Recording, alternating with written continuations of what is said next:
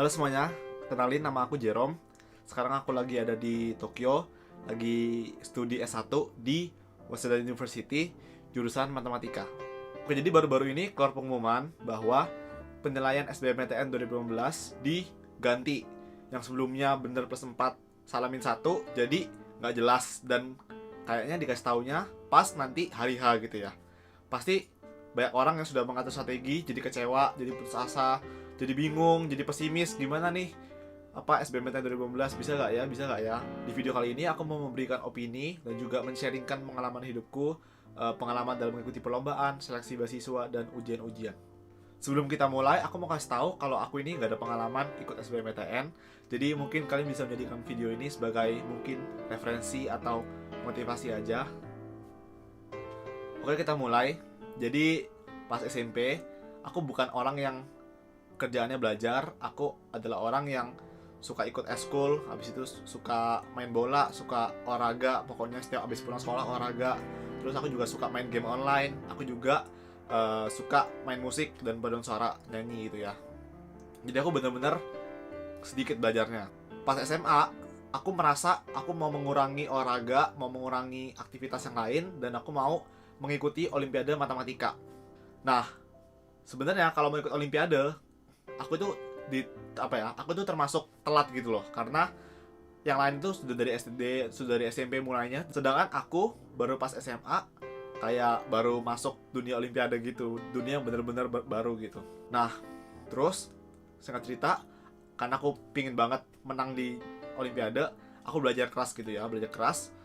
Tapi gini, setiap ikut lomba, kayak misalnya kampus apa, mereka punya sistem penilaian yang berbeda-beda. Dan juga sebelum lomba, aku gak bisa tahu gitu loh sistem penilaiannya mereka seperti apa gitu. Jadi aku ikut, aku kalah berkali-kali. Karena kekalahan itu, aku sadar bahwa strategi itu penting. Tapi yang jauh lebih penting daripada strategi itu adalah kemampuanku dalam mengerjakan soal. Kenapa bisa kayak gitu? Karena meskipun aku atur strategi, tapi aku nggak bisa nggak punya kemampuan untuk mengerjakan soal, maka strategi yang aku buat akan percuma. Jadi setelah aku sadar akan hal itu dan mengikuti beberapa lomba ke depannya, aku nggak merepotkan diriku mikirin strategi apa yang harus aku pakai, tapi aku benar-benar fokus, kerja keras untuk meningkatkan kemampuanku ngerjain soal. Pas aku meningkatkan kemampuanku mengerjakan soal, dengan sendirinya strategi itu berjalan. Jadi pas aku ngerjain soal Olimpiade Matematika, karena kemampuanku bisa gitu, jadi aku bisa ngerjain cepat gitu. Ngerjain cepat, alhasil aku bisa ngerjain banyak soal. Jadi bener-bener meskipun aku nggak pakai strategi, aku bisa ngerjain banyak soal gitu, karena aku punya kemampuan untuk mengerjakan soal gitu. Oke, jadi setelah aku banyak ikut lomba matematika, lomba fisika, lomba sains gitu, lomba engineering, lomba teknik gitu, aku jadi merubah pola pikir, aku jadi merubah cara belajar. Yang awalnya sebelum ulangan atau sebelum ujian atau sebelum lomba gitu, aku kayak fokus, aku harus kerjain berapa ya, aku harus ngerjain easy atau medium atau hard gitu ya. Tapi berubah menjadi aku gak perlu ngurus soalnya seperti apa sistemnya, tapi gimana aku bisa ngerjain soal dengan baik dan cepat, supaya aku bisa mengerjakan soal dengan sebanyak-banyaknya dan mendapatkan poin setinggi-tingginya gitu. Oke, lanjut ke kelas 12. Jadi pas kelas 12, itu masa-masa aku bersiap untuk daftar kuliah di luar negeri, ikut tes kuliah di luar negeri, yang pada saat itu adalah NTU di Singapura. Nah, jadi pas aku daftar itu dikasih tahu silabusnya dan contoh soal tahun lalu. Seperti ini silabusnya. Tapi mereka nggak publish sistem penilaiannya seperti apa. Kayak benar plus berapa, salah minus berapa. Malahan soalnya itu campuran, ada isian singkat, ada juga pilihan ganda, ada esai. Gimana dong cara penilaiannya? Nah, karena semua orang nggak punya strategi, jadi aku juga nggak punya strategi dong. Karena aku nggak punya strategi, dan karena aku sadar akan pengalamanku di perlombaan sebelumnya, aku jadi nggak khawatir lagi dengan strategi. Aku benar-benar mempersiapkan diriku untuk siap mengerjakan soal. Aku meningkatkan kemampuanku untuk bisa mengerjakan soal dengan baik, tanpa perlu pusingin strategi apa yang harus aku lakukan, atau strategi apa yang harus aku terapkan dalam mengerjakan soal. Nah, akhirnya setelah lolos NTU, aku ikut seleksi beasiswa lain, yaitu beasiswa ke Jepang, yang sekarang aku ikuti ini. Nah, seleksi beasiswa ini itu jauh lebih lebih rahasia, lebih nggak jelas daripada seleksinya NTU maupun mungkin SBMPTN bisa dibandingkan ya.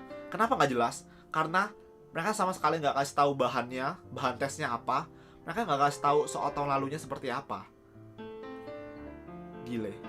Jadi bener-bener pas datang ke sana di hari hanya baru tahu apa soalnya ada berapa, soalnya tipenya apa, dan kayak gitu. Itu gile kan. Jadi bener-bener nggak ada strategi, nggak ada persiapan dalam strategi gitu, nggak tahu harus nyiapin strategi seperti apa gitu.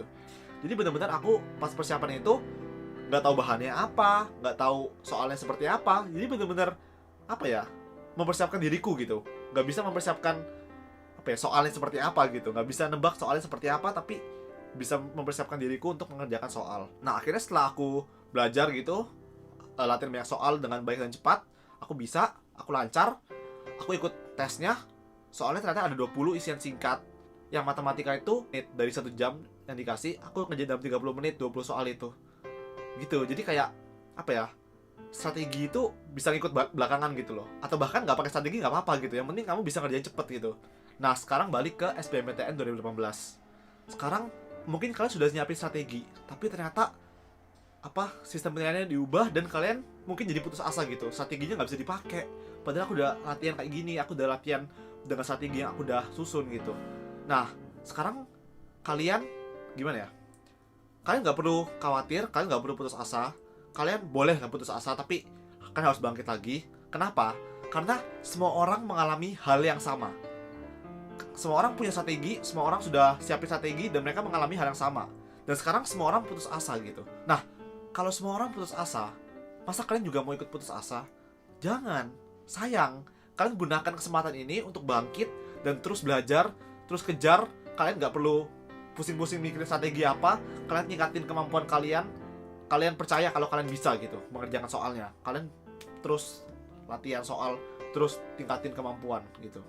Yang perlu kalian ingat, kalau dalam setiap ujian atau masalah ada 2 hal, yaitu hal yang bisa kalian kontrol dan hal yang nggak bisa kalian kontrol. Untuk hal yang nggak bisa kalian kontrol, kalian nggak perlu pusing-pusing mikirin ini, karena ini nggak bisa dikontrol gitu.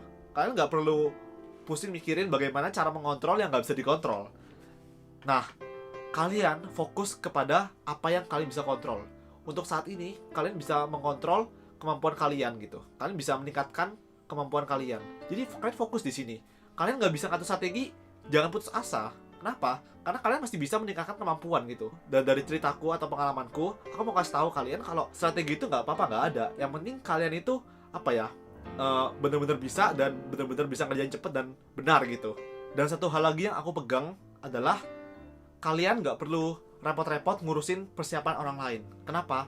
Karena pada setiap ujian atau tes masuk, kalian tuh bukan bersaing sama orang lain, tapi kalian bersaing sama diri kalian sendiri. Kok bisa kayak gitu? Karena gini, aku juga sempat minder dulu karena orang-orang sudah pada jago gitu matematikanya, olimpiade. Tapi aku dapat satu kata-kata yang memotivasi aku, yaitu lawanmu adalah diri sendiri. Kenapa? Karena ketika kamu bisa ngerjain soal dan kamu dapat nilai 100 dan orang lain yang jago banget juga dapat nilai 100, kalian berdua lolos. Aku sama dia lolos gitu. Jadi kalian nggak perlu repot-repot mikirin orang lain bisa atau enggak. Yang penting kalian bisa atau enggak gitu. Oke, sekian dari aku.